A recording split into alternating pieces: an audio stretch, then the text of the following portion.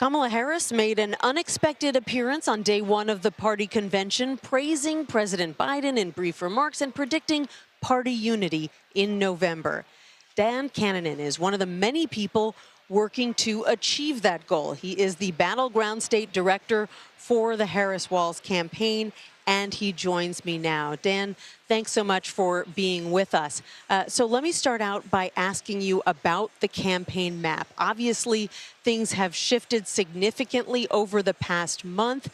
Our polling was showing that Joe Biden was trailing in most of the battleground states. Now it appears that Kamala Harris has essentially pulled even possibly ahead in some of those states. Are there states that you now believe are winnable that seemed to be out of reach before?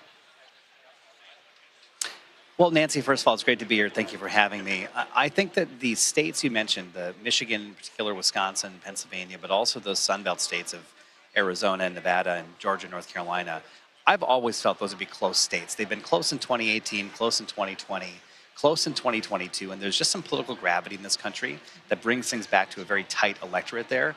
We've been planning since the beginning to have operations in those states that could win a close election, designed, in fact, to win a close election.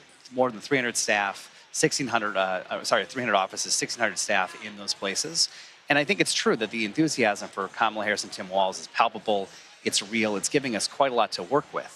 But the trick is to take that enthusiasm and channel it into action on the ground. And those offices and staff and thousands of volunteers are doing just that. We had more than 1 million voter contact attempts just this week with our convention lead up and 2,800 events in the battleground states in the weekend leading up to the convention. So our challenge is to take the enthusiasm and drive it. But I think all those states have been toss-ups. They will be toss-ups. They're going to be close elections, and we're operating from that vantage point.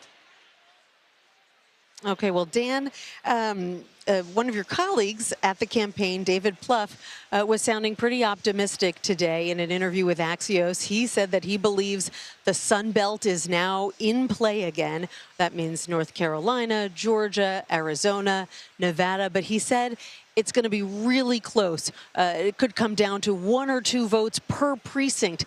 That's putting a lot of pressure on you, Dan, since you are the battleground state director. Do you share his optimism?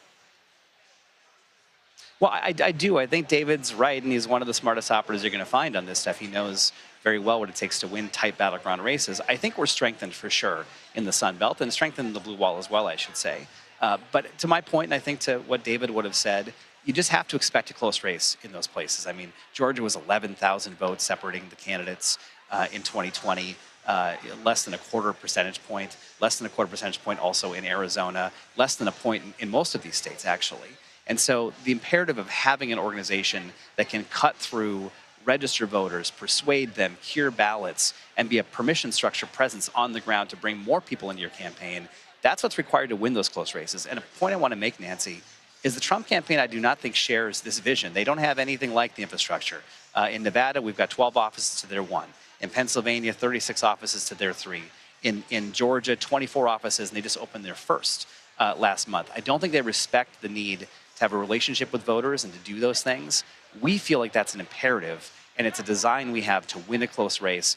Plouffe is right. I think the Sun Belt's very much in play, and I feel very confident about that, but it's only going to happen with an intentional campaign that engages people. We are doing that, and the Trump campaign is simply not. One of the suggestions we hear that you're getting a lot from Democrats of all stripes is, hey, send the coach out to Friday night football games. Send Governor Tim Walz to a high school football game every Friday night in a battleground state between now and November 5th. Are you planning to take that advice?